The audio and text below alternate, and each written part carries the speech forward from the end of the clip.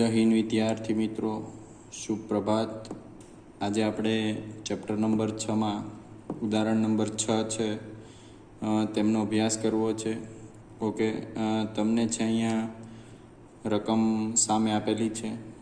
રકમ શું કહે છે તો કે એક સમતલ સપાટી પર v1 એટલે કે 2 મીટર પ્રતિ સેકન્ડની ઝડપથી ગતિ કરતો એક એમ દળનો પદાર્થ છે। શું છે તો કે ગતિ કરતો એક એમ દળનો પદાર્થ છે, બરાબર। એટલે દળ છે આપણને m = 1 kg આપેલું છે, ઓકે। અને પ્રારંભિક ઝડપ એટલે કે vi = 2 મીટર પ્રતિ સેકન્ડ આપેલી છે, ઓકે। હવે આપણે એમ કીધું દળનો એક બ્લોક ખરબચડા પટ્ટામાં પ્રવેશે છે જે x બરાબર 0.10 મીટરથી x બરાબર 2.01 મીટર સુધીનો છે। શું તો કે પટ્ટો, બરાબર। અંતર x એટલે શું આપેલું છે તો કે સ્થાનાંતર આપેલું છે, એટલે 0.1 થી લઈ અને 2.01 સુધીનો છે। આ પટ્ટાની મર્યાદામાં બ્લોક પર લાગતું અવરોધક બળ એટલે Fr એ x ના વ્યસ્ત પ્રમાણમાં છે, એટલે Fr = 1/x। આ k છે એ શું છે તો કે અચળાંક છે। એ k આપણને કેટલો રકમમાં લેવાનો કીધું તો કે k = 0.5 જૂલ છે એ લેવાનો છે। મિત્રો દાખલો છે એ ખૂબ જ અગત્યનો છે, ઓકે।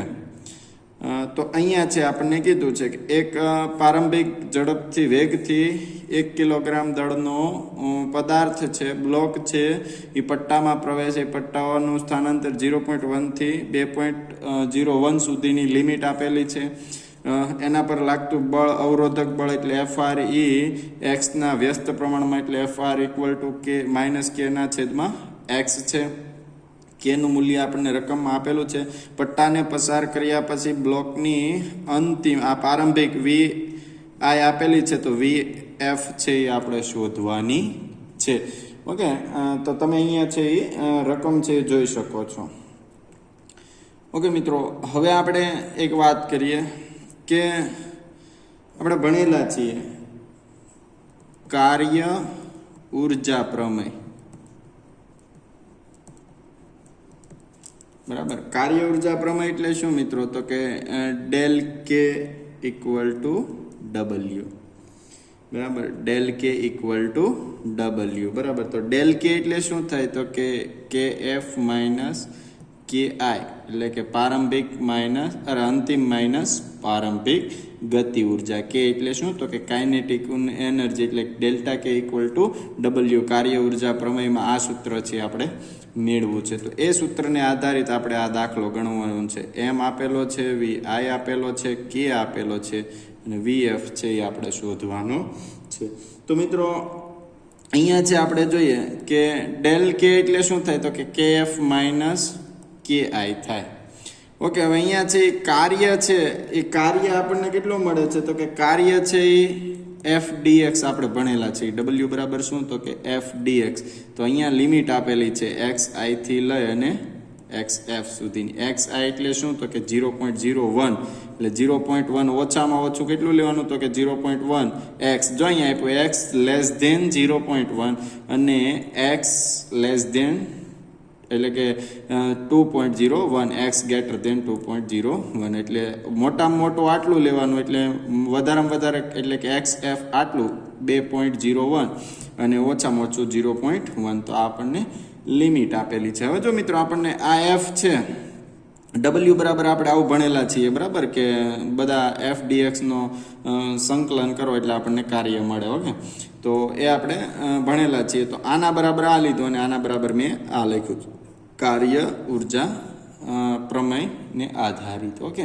તો આ સૂત્રથી તમે પરિચિત છો, આના બરાબર આ થાય અને આના બરાબર આ થાય। હવે જો અહીંયા xi થી xf આપણને લિમિટ આપેલી છે, f બરાબર આપણને શું કીધું તો કે -k/x છે એ લેવાનું કીધું છે, ઓકે। તો હવે આ સૂત્રમાં હું આગળ વાત કરું તો kf આ બાજુ kf રાખો, આ માઇનસ છે બરાબરની પહેલી બાજુ જાય એટલે +ki, આ બાજુ લિમિટ શું થશે તો કે એક્સ આઈ ના છેદમાં એક્સ એફ. એફ બરાબર આપણે શું લઈશું તો કે એફ બરાબર માઇનસ કે ના છેદમાં એક્સ લઈશું. ઓકે, તો માઇનસ કે ના છેદમાં એક્સ ડીએક્સ. બરાબર, આ એફની વેલ્યુ આપણને અહીંયા રકમમાં જે આપેલી છે એ લખેલી છે. ફરીથી મિત્રો તમને સમજાવું છું, જો અહીંથી સમજવાની કોશિશ કરજો તો દાખલો આવડશે. દાખલો બહુ આઈએમપી છે, લોગેરિધમનો આમાં ઉપયોગ થશે. હું તમને આમાં લોગેરિધમ એ શીખવાડું છું. ઓકે, તો 1 કિલોગ્રામ દળનો પદાર્થ છે, એની પ્રારંભિક ઝડપ આટલી છે, કે એનું મૂલ્ય રકમમાં આપેલું છે, અંતિમ ઝડપ શોધવાની છે, આપણને લિમિટ આપેલી છે અને એફ બરાબર માઇનસ કે ના છેદમાં એક્સ લેવાનું કીધું છે. તો મેં કાર્ય ઉર્જાના પ્રમેય મુજબ એટલે ડેલ કે ઇક્વલ ટુ ડબલ્યુ. ડેલ કે એટલે શું તો કે અંતિમ માઇનસ પ્રારંભિક ગતિ ઉર્જા ઇક્વલ ટુ ડબલ્યુ બરાબર શું તો કે એફ ડીએક્સ નું સંકલન કરો એટલે કુલ કાર્ય મળે, જે આપણે આગળ ચલ બળ વડે થતા કાર્યમાં આપણે અભ્યાસ કરેલો છે. ઓકે, હવે એફ બરાબર મિત્રો આપણને રકમમાં શું કીધું તો કે માઇનસ કે ના છેદમાં એક્સ. તો એ એફ બરાબર માઇનસ કે ના છેદમાં એક્સ ડીએક્સ છે મેં મૂલ્ય લીધું છે. આ કે માઇનસ છે બરાબર ની આ બાજુ લીધું એટલે પ્લસ થઈ ગયું છે. ઓકે, હવે કેફ ઇક્વલ ટુ કે આઈ એટલે શું થાય 1/2 mv I સ્ક્વેર. બરાબર, ગતિ ઉર્જા એટલે કે બરાબર 1/2 mv સ્ક્વેર થાય. બરાબર, તો 1/2 mv સ્ક્વેર આમાં કે આઈ છે તો અહીંયા vi આવશે. આ માઇનસ કે છે આ બાજુ બહાર આવી જાય એટલે માઇનસ કે છે એ બહાર આવે છે. ઓકે, તો વધે શું તો કે એક્સ આઈ એટલે શું તો કે 0.1 એટલે લિમિટ હું મૂકી જ દઉં 0.1 અને એક્સ એફ શું છે તો કે 2.01. વધ્યું શું તો કે એક્સ ના છેદમાં એક્સ ડીએક્સ. હવે મિત્રો જો એક્સ ના છેદમાં એક્સ ડીએક્સ આવું હોય ને 1 ના છેદમાં એક્સ ડીએક્સ એનું સંકલન શું થાય હંમેશા યાદ રાખજો. આ એક સૂત્ર તમારે એડ કરવું હોય તો કરી લેજો. ઓકે, આના બરાબર ln એક્સ થશે. શું થશે ln એક્સ એટલે કે લિમિટ થશે 2.01 થી 0.1. બરાબર, ln એક્સ થાય. શું થાય ln એક્સ. બરાબર, એટલે અહીંયા છે આ તો લિમિટ આપણે દર્શાવેલ છે, ન લખવી હોય તો લખી શકો છો, આમ કરી શકો છો કે 1/x dx નું સંકલન હોય એના બરાબર શું થાય તો કે ln એક્સ થાય. હવે અહીંયા છે મિત્રો લિમિટ શું છે તો કે 0.1 થી 2.01. બરાબર, અહીંયા 0.1 થી 2.01 સુધીની છે. ઓકે, તો ટૂંકમાં મારો અહીંયા આપણે લિમિટ સામે કોઈ મહત્વ નથી, અહીંયા મૂકીએ છીએ. બરાબર, એટલે જો અહીં ફરીથી સૂત્ર લખું છું કે સૂત્ર હંમેશા યાદ રાખજો કે 1/x dx હોય તો એનું શું થાય તો કે ln x થાય. બરાબર, આનું સંકલન શું થાય તો કે ln x થાય. તો જો હવે આપણે અહીંયા વાત કરીએ કે kf બરાબર kf ઇક્વલ ટુ 1/2 m કેટલો છે તો કે m રકમમાં આપણને 1 કિલોગ્રામ આપેલો છે. કેટલો આપેલો છે 1 કિલોગ્રામ. તો m છે હું કેટલો મૂકું છું તો કે અહીંયા 1 મૂકું છું. ઓકે, પછી આપણે મિત્રો વાત કરીએ vi. તો vi કેટલો રકમમાં આપેલો છે તો કે 2 અને એનો શું આપેલો છે તો કે વર્ગ. તો 2 નો વર્ગ માઇનસ આ માઇનસ k કેટલો આપેલો છે તો કે k અહીંયા રકમમાં આપણને 0.5 આપેલો છે એટલે અહીંયા 0.5. હવે આનું શું થાય તો કે 1/x dx નું શું થશે તો કે ln x થશે. 1/x dx નું શું થઈ જાય સંકલન તો કે ln x થાય. તો અહીંયા હું શું લખી ln x. આ લિમિટ શું છે તો કે 0.1 થી 2.01 થાય. ઓકે, એટલે આમાંથી આ બાદ કરવાનું એટલે બાદ બાકી એટલે ln નો શું થાય મિત્રો તો કે એ લિમિટનો ભાગાકાર થશે. શું થશે ભાગાકાર. હવે તો આગળ સ્ટેપ વધારું છું તો અહીંયા શું થશે તો કે kf ઇક્વલ ટુ 1 2 ડીજે એટલે 2 2 4 થશે ને વર્ગ છે એટલે અહીં વધે શું તો કે 2 માઇનસ 0.5. ઓકે, હવે અહીંયા શું વધે તો કે ln x. શું વધે ln x એની લિમિટ છે એટલે ln x એટલે 0.2 માઇનસ ln 0.1 એટલે જો ln ની બાદ બાકી જો આવું થશે ln 2.01 લિમિટ મૂકું છું. બરાબર, આ x ની માઇનસ ln 0.1. ઓકે, એટલે હંમેશા યાદ રાખવાનું ln ની લિમિટમાં માઇનસ હોય એટલે આ લિમિટનો શું થઈ જાય તો કે ભાગાકાર થાય. એટલે આગળનું step kf equal to 2 minus 0.5 ln 2.01 છેદમાં 0.1 થશે. કેટલું થશે? 2.01 છેદમાં 0.1. એટલે આનું શું થઈ જાય? હવે મિત્રો ln છે એટલે કે એન્ટીલોગ છે. શું છે મિત્રો? એન્ટીલોગ છે, યાદ રાખજો. બરાબર, તો એ ln નું મિત્રો મારે લોગમાં ફેરવવું હોય એટલે 2 માઇનસ 0.5 આને મારે લોગમાં ફેરવવું હોય એટલે આગળ કેટલા વડે ગુણવાના? તો કે ln ને લોગમાં ફેરવવું હોય તો આ ગુણાકારમાં છે. બરાબર, એટલે ગુણ્યા 2.303 log 10. 2.01 ભાગ્યા 0.1 કરો એટલે મિત્રો કેટલો થઈ જાય? તો કે 20.1 થાય. કેમ? તો કે જો 0.1 છે, બરાબર, એટલે એને મારે 1 કરવું હોય તો છેદમાં 10 આવે, છેદનો છેદ અંશમાં એટલે ગુણ્યા 10 કરવું એટલે 20.01 થઈ જાય ને. તો આ log 10, આ ln ને મેં શેમાં ફેરવું? તો કે log 10 માં. log 10 માં ફેરવવા માટે શું કરવાનું? તો કે ln માંથી log 10 માં ફેરવવા માટે 2.303 log 10 થાય. ln નું શું થાય? ln નું લોગમાં ફેરવવું હોય શું થાય? તો કે આમ. હવે મિત્રો અહીંયા જ સમજવાનો છે કે આ દાખલો તો આપણે એકદમ ઇઝી છે, એમાં કોઈ એવું કંઈ ઇમ્પોર્ટન્ટ નથી, છતાં જ હું શાંતિથી તમને સમજાવું છું અને IMP છે એટલે ધ્યાનમાં લેવાનો છે. ઓકે, તો હવે જો અહીંયા આપણે શીખીએ કે આવા સૂત્ર છે, ખાસ યાદ રાખતા રહેજો. હું સાઈડમાં જે દર્શાવું છું સ્ટેપ બાય સ્ટેપ ફરીથી જોઈ લો. ઓકે, એવું લાગે તો SS લેતા જાજો, મેં શું કર્યું છે એ તમને ખ્યાલ આવે. હવે જો ln માંથી લોગમાં ફેરવવા 2.303 અને 2.01 નું 0.1 છે એટલે શું થશે? તો કે 20.1 થઈ જશે. ઓકે, હવે મિત્રો અહીંયા છે આપણે kf ઇક્વલ ટુ 2 માઇનસ 0.5 ગુણ્યા 2.303. હવે મારે આનું કરવું છે, તો આનું કરવા માટે લોગ ટેબલ લેવાનું મિત્રો. શું લેવાનું? Log table. ઓકે, તો હું તમને છે અહીંયા લોગ ટેબલ છે એ બતાવું છું. શું બતાવું છું? Log table. આ છે મિત્રો લોગ ટેબલ છે. જો અહીંયા શું લખેલું છે? લોગેરિધમ્સ લખેલું છે. શું લખેલું છે? લોગેરિધમ. એટલે શું છે? તો કે લોગ ટેબલ છે. ઓકે, તો આવું લોગ ટેબલ લેવાનું અને એ જોવાનું log 10 નું 20.1 છે, બરાબર, એટલે આ લોગેરિધમ છે. તો અહીંયા આપણે 20 નું શું જોવાનું? 1 માં જોવાનું. શેમાં જોવાનું?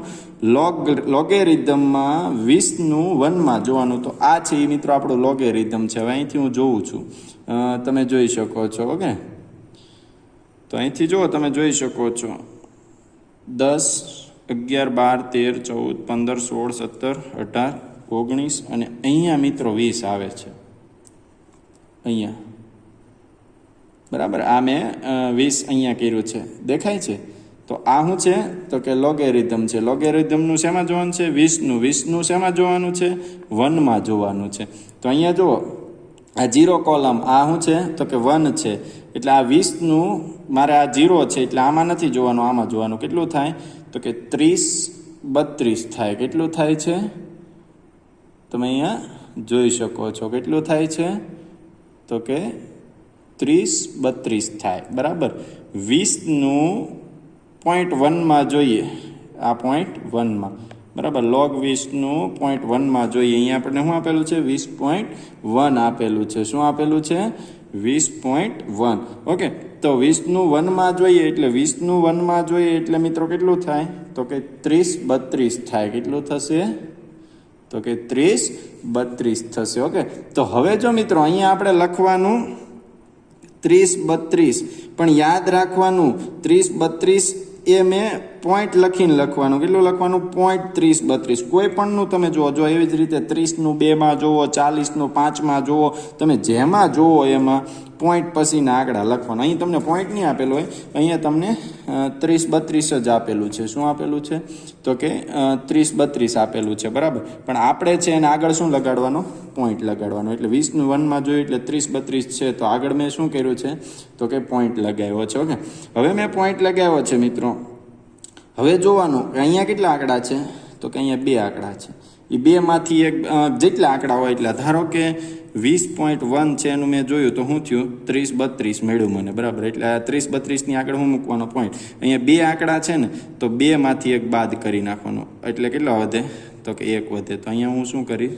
1 મૂકીશ તો અહીંયા હું કેટલા મૂકી તો કે 1.3032. એવી જ રીતે જો મિત્રો અહીં 200 હોત તો આપણે શું જોત તો કે અહીંયા કેટલા આંકડા 200 નું 1 માં જોત તો અહીંયા કેટલા આંકડા છે તો કે 3 આંકડા છે તો 3 માંથી 1 બાદ કરવાનો એટલે કેટલા વધે 2.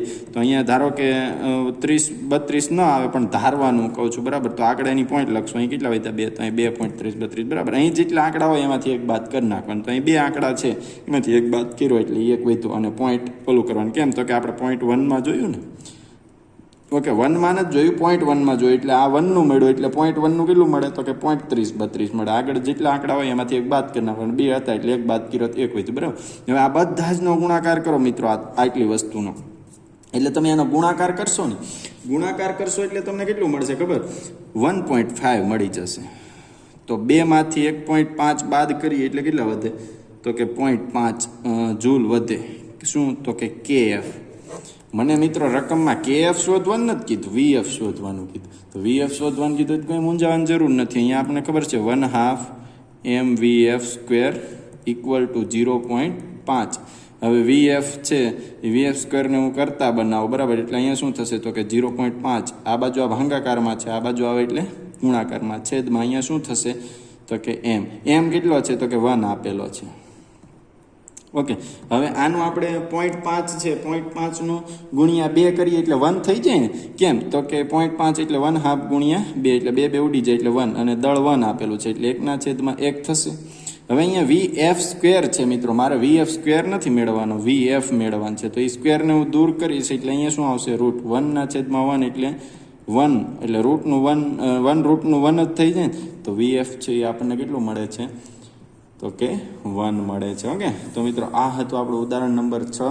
આમાં તમને IMP પણ છે સંકલન કરવાનું એક આ નવું શીખવું છે. આનું આ થાય એને તમે એન્ટીલોગમાં ફેરવો એટલે 2.303 લોગમાં એન્ટીલોગમાંથી લોગમાં ફેરવો એટલે ln માંથી લોગમાં ફેરવો એટલે 2.303 log 10 વડે ગુણવાનું અને જે મૂલ્ય છે એનું મૂલ્ય તમને જોતા શીખવાડ બસ એટલા માટે જ આ ઇમ્પોર્ટન્ટ દાખલો છે. ઓકે મિત્રો નેક્સ્ટ હવે આપણે જોવું છે આપણો આગળનો ટોપિક છે સ્થિતિ ઉર્જાનો ખ્યાલ બરાબર. સ્થિતિ ઉર્જાના વિભાવના લખ્યું છે. વિભાવના એટલે મિત્રો ખ્યાલ છે. તો સૌપ્રથમ આપણે આમાં સ્થિતિ ઉર્જાનો ખ્યાલ મેળવવો છે. ઓકે સ્થિતિ ઉર્જા કોને કહેવાય કેવી રીતે ઉત્પન્ન થાય કેવી રીતે મળે એ પહેલાં આપણે ધરતીકંપ વિશે જાણવું છે. તો મિત્રો આપણે પૃથ્વીની સપાટી છે એકદમ સમતલ નથી બરાબર. કેવી છે તો કે ઢોળવાળ એકધારી નિયમિત નથી એમ કહી શકીએ. અસતત છે એટલે કે બધી જ જગ્યાએ એક સરખા નથી. પૃથ્વીની અંદરની વાત કરું છું. ઓકે બહાર તો ખડબસડી છે જ પણ પૃથ્વીની સપાટી બધે એકધારી નથી. ક્યાંક છે એ સતત છે તો ક્યાંક નિયમિત છે તો ક્યાંક કેવી છે અસતત છે અને અમુક સ્થળે કેવી છે તો કે ભંગાણવાળી છે. ઓકે તો એ ભંગાણવાળી એટલે કે તિરાડો છે પૃથ્વીની અંદર વાત કરું છું. તો એ તિરાડો એકબીજા પર જ્યારે ભેગી થવાની કોશિશ કરે ને ત્યારે મિત્રો ધરતીકંપ થાય છે બરાબર. એ હમણાં આપણે એનિમેશનમાં આના પછી તમને બતાવું છું એટલે તમે એનિમેશનમાં જોઈ શકશો. એટલે ધરતીકંપ કોને કહેવાય એ એનિમેશનમાં એટલા માટે કારણ કે થિયરી છે એવું બોલું તો એ કંઈ તમને સમજાશે નહીં એની કરતાં તમે એનિમેશનમાં જુઓ એટલે તમને ખ્યાલ આવી જાય. ઓકે ધરતીકંપની. હવે મિત્રો સ્થિતિ ઉર્જા એટલે શું તો આપણો આગળનો ટોપિક છે સ્થિતિ ઉર્જા બરાબર. અહીંયા હું તમને બધી વસ્તુની વ્યાખ્યાઓ આપીશ. ખાલી શું આપીશ વ્યાખ્યાઓ. બાકીનું બધું તમારે છે એનિમેશનમાં જોવાનું છે. સ્થિતિ ઉર્જા એટલે શું બરાબર. આ વ્યાખ્યાઓને બધું એનિમેશનમાં આપેલું જ છે છતાં હું છે તમને અહીંયા એક વખત લખી દઉં અને પછી એનિમેશન જુઓ. કારણ કે અમુક ટોપિક મિત્રો એવો હોય છે કે એ તમે હું ભણાવું એના કરતાં એનિમેશનમાં જુઓ ને પ્રેક્ટિકલી હોય છે. જોવાથી આપણને વધારે યાદ રહી જાય ઝડપથી યાદ રહી જાય બરાબર. એટલા માટે છે હું તમને પહેલાં સ્થિતિ ઉર્જાની વ્યાખ્યા આપું છું. હા સ્થિતિ ઉર્જા એટલે શું એની વાત કરું છું. તો જો સ્થિતિ ઉર્જાની વ્યાખ્યા આપણે અહીંયા એમ લખી શકીએ કે સ્થિતિ ઉર્જા એટલે શું તો કે કોઈ પદાર્થ છે કોઈ પદાર્થની કાર્ય કરવાની જે ક્ષમતા કોઈ પદાર્થની મિત્રો અહીંયા ફરીથી લખું છું કોઈ પદાર્થની સ્થિતિ એટલે કે સ્થાન બરાબર. સ્થિતિ સ્થાન અથવા તો તમે ગોઠવણી કહી શકો. કોઈ પણ પદાર્થ છે એની ગોઠવણી ના કારણે સ્થિતિના કારણે કાર્ય કરવાની જે ક્ષમતા ધરાવે છે તેને સ્થિતિ ઊર્જા કહે છે.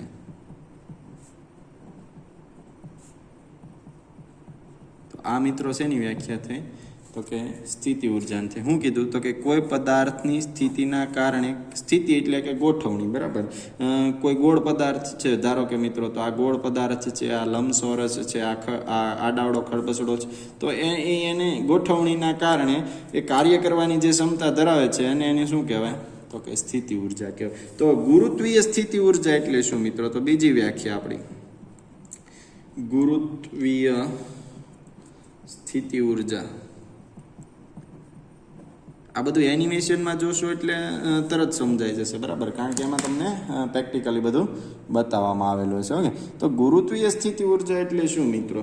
તો કે ગુરુત્વીય સ્થિતિ ઉર્જાની વ્યાખ્યા આપણે લખી શકીએ, પદાર્થના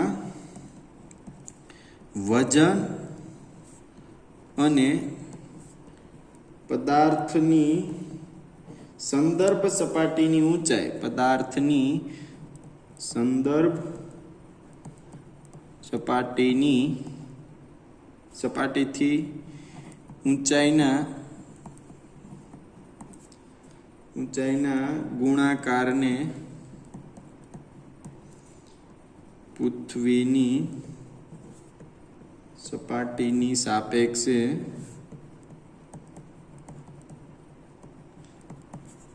ગુરુત્વીય સ્થિતિ ઉર્જા કહે છે.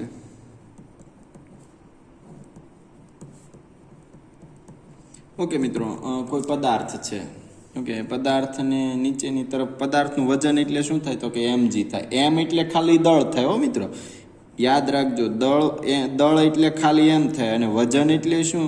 તો કે mg.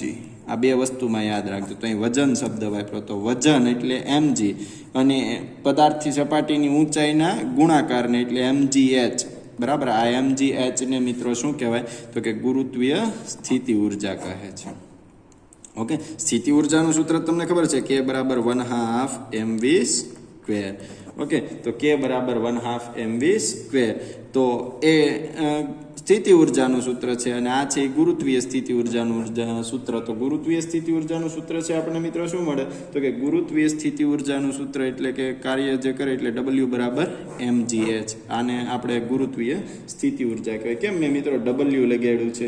તો જો કોઈ પણ પદાર્થ છે મિત્રો, તો એ પદાર્થ પર બળ નીચેની તરફ, વજન છે એટલે વજનને કારણે નીચેની તરફ બળ લાગે, એટલે એ બળ એટલે શું થાય? તો કે F બરાબર mg થાય, બરાબર. ગુરુત્વાકર્ષણ બળ, બરાબર, એ વજન જેટલું હોય છે, એટલે F બરાબર શું થાય? તો કે mg થાય. ઓકે, હવે મિત્રો આપણી પાસે સૂત્ર છે w બરાબર fd cos θ. ઓકે, આવું સૂત્ર આપણે ભણી ગયા. તો F બરાબર શું થાય? તો કે mg થાય. અને d એટલે શું? તો કે ઊંચાઈ.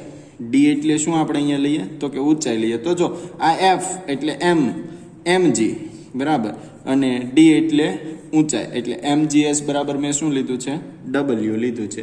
ઓકે મિત્રો, તો હવે છે આવી જ રીતે પદાર્થ મુક્ત પતન પામતો હોય તો એના માટે છે પણ આપણે આવી રીતે છે લઈ શકીએ. સ્થિતિ ઉર્જા જે છે એ તમને એનિમેશનમાં છે વ્યવસ્થિત ખબર પડશે. ઓકે, વ્યવસ્થિત ધ્યાનથી જોઈ શકશો. ઓકે મિત્રો, હવે આપણે વાત કરવી છે સંરક્ષી બળ એટલે શું અને અસંરક્ષી બળ એટલે શું. તો સંરક્ષી બળ, પહેલા સંરક્ષી બળની વ્યાખ્યા આપું અને પછી અસંરક્ષી બળ એટલે શું એમની વ્યાખ્યા આપો, અને એના આપણે શું જોવાના છે? ઉદાહરણ જોવાના છે. ઓકે, તો અહીંયા છે તમે જોઈ શકો કે સંરક્ષી બળ અને અસંરક્ષી બળ એટલે શું? તો કે જે બળ વડે થયેલું કાર્ય છે મિત્રો ફક્ત પ્રારંભિક અને અંતિમ સ્થિતિ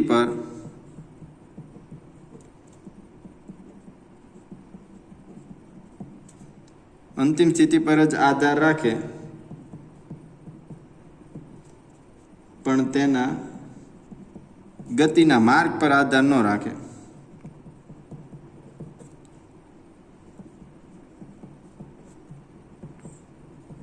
તેને સંરક્ષી બળ કહેવાય. હવે મિત્રો ટૂંકમાં હું શોર્ટમાં તમને સમજાવી દઉં. એ બળ છે, ધારો કે અહીંથી શરૂ કરી આ પ્રારંભિકથી લઈ અને અંતિમ સ્થિતિ પર જ આધાર રાખે. બરાબર, એ પ્રારંભથી અંત પર જ આધાર રાખે. પછી આ માર્ગે આવે તોય ભલે, આ માર્ગે આવે તોય ભલે, સીધા માર્ગે આવે તોય ભલે, આમાં આડાવડા માર્ગે આવે તો એ માર્ગ પર આધાર નથી રાખતી મિત્રો. એ શેના ઉપર આધાર રાખે છે? તો કે પ્રારંભિક અને અંતિમ બિંદુ પર આધાર રાખે. બસ, તો એ જે બળ પ્રારંભિક અને અંતિમ બિંદુ પર આધાર રાખી અને ગતિનો એનો માર્ગ પર આધાર નથી રાખતા એને મિત્રો સંરક્ષી બળ કહેવાય. જે છે એ પ્રારંભિક અંતિમ બિંદુ તો ઠીક, પણ ગતિ પથ પર અને એના વેગના ઘટકો પર પણ આધાર રાખે છે. અસંરક્ષી બળ એટલે શું? તો કે મિત્રો પ્રારંભિક અને અંતિમની એના માર્ગ પર આધાર રાખે છે અને એના ઘટકો પર આધાર રાખે છે. એવા બળને અસંરક્ષી બળ કહેવાય. જો અસંરક્ષી બળનું ઉદાહરણ એક જ છે મિત્રો, ઘર્ષણ બળ. જ્યારે આમાં છે વિદ્યુત બળ, ચુંબકીય બળ, ગુરુત્વાકર્ષણ બળ, વિદ્યુત બળ, ચુંબકીય બળ અને ગુરુત્વાકર્ષણ બળ. ઓકે, તો એ બધા સંરક્ષી બળના ઉદાહરણ છે ને આ છે અસંરક્ષી બળ. તો કે જે બળ છે એની પ્રારંભિક અને અંતિમ સ્થિતિ પર જ આધાર રાખે અને માર્ગ પર આધાર ન રાખે અને સંરક્ષી બળ કહેવાય. અને જે ક્ષેત્ર માટે હોય એને સંરક્ષી ક્ષેત્ર કહેવાય. એવી જ રીતે જે છે એ એમના ઘટકો, બળના ઘટકો અને બળના માર્ગ પર આધાર રાખે તો એને છે મિત્રો શું કહેવાય? અસંરક્ષી બળ કહેવાય. અને એ ક્ષેત્રમાં જે હોય એને અસંરક્ષી ક્ષેત્ર કહેવાય. બરાબર, બળ ક્ષેત્રને અસંરક્ષી બળ ક્ષેત્ર કહે છે. તો આ હતું સંરક્ષી બળ અને અસંરક્ષી બળ. ઓકે, તો એ છે એનિમેશનમાં. જો હજી મિત્રો આપણે એક વાત કરવી છે. ઓકે મિત્રો, તો અહીં જો આપણે કીધું સંરક્ષી બળો માટે સ્થિતિ ઉર્જા અને બળનો સંબંધ મેળવો. સ્થિતિ ઉર્જા એટલે શું? તો કે કે, બળ એટલે એફ. આ બંને વચ્ચેનો છે મિત્રો આપણે સંબંધ છે એ સંબંધ મેળવવો છે. તો જો બળ માટે આપણે બળ વડે થતું કાર્ય, તો બળ વડે થતું કાર્ય એટલે W બરાબર શું થાય? તો કે F ડેલ X થશે. ઓકે, એવી જ રીતે કાર્ય ઉર્જા પ્રમેય.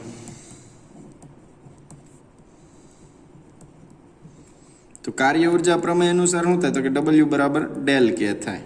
ઓકે, તો આ બંને છે ઇક્વલ ટુ થશે ને એટલે આવું થશે ને, del K equal to F del X. Okay, હવે મિત્રો આંતરિક ઉર્જાના સંરક્ષણના નિયમ પરથી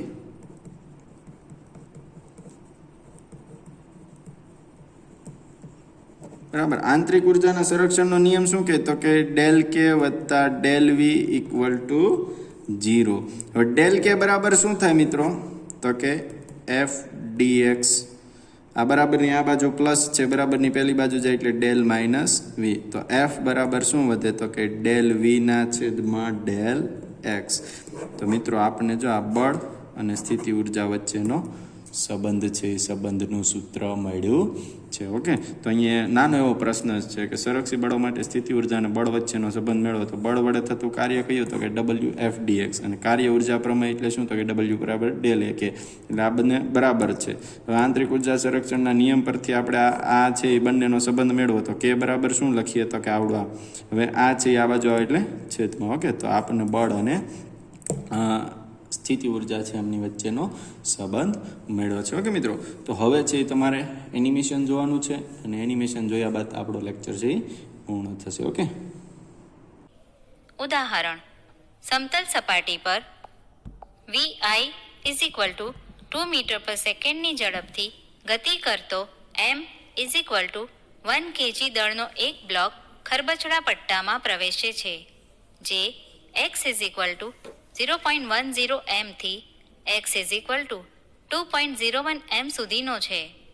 આ પટ્ટાની મર્યાદામાં બ્લોક પર લાગતું અવરોધક બળ Fr એ x ના વ્યસ્ત પ્રમાણમાં છે. Fr is equal two -k/x, જ્યાં 0.1 is less than x is less than 2.01 m is equal to 0, જ્યાં x is less than 0.1 m અને x is greater than 2.01 m. અહીંયા k is equal to 0.5 joule. આ પટ્ટાને પસાર કર્યા પછી બ્લોકની અંતિમ ગતિ ઉર્જા અને ઝડપ vf કેટલા હશે? ઉકેલ.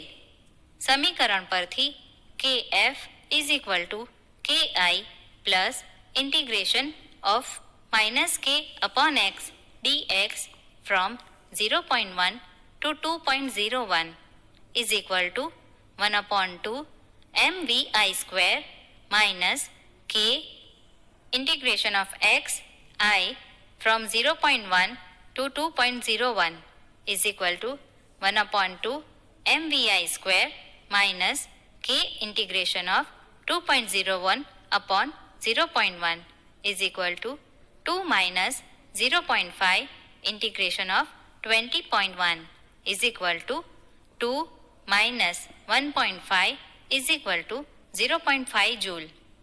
Vf is equal to square root of 2 kf Im is equal to 1 meter per second.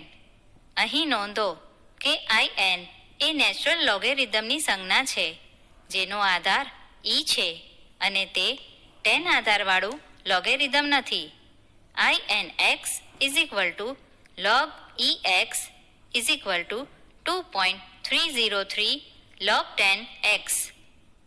સ્થિતિ ઉર્જાની વિભાવના એટલે કે ખ્યાલ. The concept of potential energy. Potential શબ્દ ક્રિયા કરવાની ક્ષમતા કે શક્યતા દર્શાવે છે. સ્થિતિ ઉર્જા શબ્દ સાંભળતા જ કોઈના પણ મનમાં સંગ્રહિત ઉર્જા એવો ખ્યાલ આવે.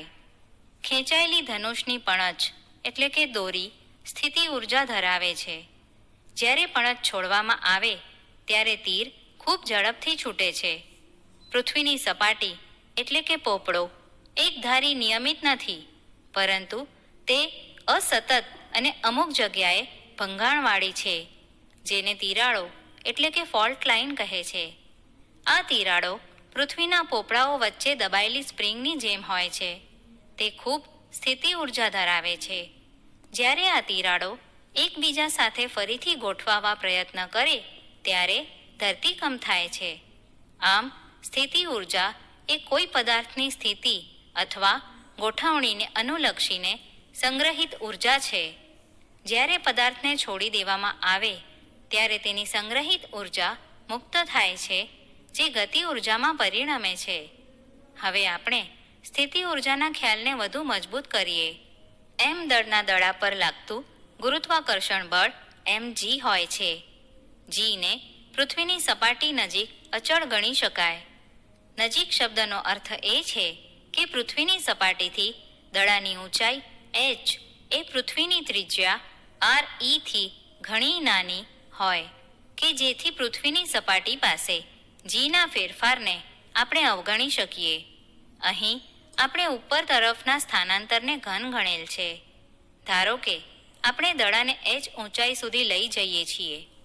બાહ્ય પરિબળ વડે ગુરુત્વાકર્ષણ બળની વિરુદ્ધ થયેલ કાર્ય mgh છે. આ કાર્ય સ્થિતિ ઉર્જાના રૂપમાં સંગ્રહિત થાય છે. પદાર્થની ઊંચાઈ h સાથે સંકળાયેલ ગુરુત્વીય સ્થિતિ ઉર્જા vh વડે દર્શાવાય છે અને તે પદાર્થને તેટલી ઊંચાઈએ લઈ જવા દરમિયાન ગુરુત્વાકર્ષણ બળ વડે થતા કાર્યના ઋણ મૂલ્ય જેટલી હોય છે. vh is equal two mgh. જો h ને એક ચલ તરીકે લઈએ તો એવું સહેલાઈથી જોઈ શકાય છે કે ગુરુત્વાકર્ષણ બળ F VHના Hને અનુલક્ષીને મળતા વિકલિતના ઋણ બરાબર હોય છે. આમ F is equal two minus d/dh VH is equal two minus mg. ઋણ ચિહ્ન દર્શાવે છે કે ગુરુત્વાકર્ષણ બળ નીચે તરફ લાગે છે. જ્યારે દડાને છોડવામાં એટલે કે મુક્ત કરવામાં આવે ત્યારે તે વધતી ઝડપથી નીચે આવે છે. તે જમીનને સ્પર્શે તે પહેલાંની ક્ષણે તેની ઝડપ ગતિના સમીકરણ v² is equal two 2gh વડે મેળવી શકાય છે. આ સમીકરણને બીજી રીતે લખીએ તો 1/2 mv² is equal two mgh. જે દર્શાવે છે કે h ઊંચાઈએ રહેલા પદાર્થને જ્યારે મુક્ત કરવામાં આવે ત્યારે તે જમીન પર પહોંચે ત્યાં સુધી તેની ગુરુત્વીય સ્થિતિ ઊર્જાનું ગતિ ઊર્જામાં રૂપાંતર થતું જાય છે. ભૌતિક રીતે સ્થિતિ ઊર્જાની વિભાવના ફક્ત એવા પ્રકારના બળોને લાગુ પડે છે કે જેમાં બળની વિરુદ્ધ કરવામાં આવેલું કાર્ય ઊર્જાના રૂપમાં સંગ્રહિત થતું હોય. જ્યારે બાહ્ય પરિબળો દૂર થાય ત્યારે તે ગતિ ઊર્જાના રૂપમાં પરિવર્તિત થાય છે. ગણિતીય રીતે સરળતા માટે એક પરિમાણમાં સ્થિતિ ઊર્જા Vx ને તો જ વ્યાખ્યાયિત કરી શકાય કે જો બળ Fx ને આ રીતે લખી શકાય: Fx - dV/dx, જે દર્શાવે છે કે integration of Fx dx from xi to xf - integration of dv from vi to vf vi - vf. ગુરુત્વાકર્ષણ જેવા સંરક્ષી બળ વડે થયેલું કાર્ય ફક્ત પ્રારંભિક અને અંતિમ સ્થિતિઓ પર આધાર રાખે છે. અગાઉના પ્રકરણમાં આપણે ઢાળવાળા સમતલ માટેના ઉદાહરણો જોયા હતા. જો m દળવાળા કોઈ પદાર્થને ઘર્ષણ રહિત લીસા ઢાળની h ઊંચાઈ પરથી છૂટો મૂકવામાં આવે તો તળિયા સુધી આવતા તેની ઝડપ ઢાળના કોઈપણ કોણ માટે √2gh જેટલી થાય છે. આમ ઢાળના છેડા સુધી પહોંચતા તે mgh જેટલી ગતિ ઊર્જા મેળવી લે છે.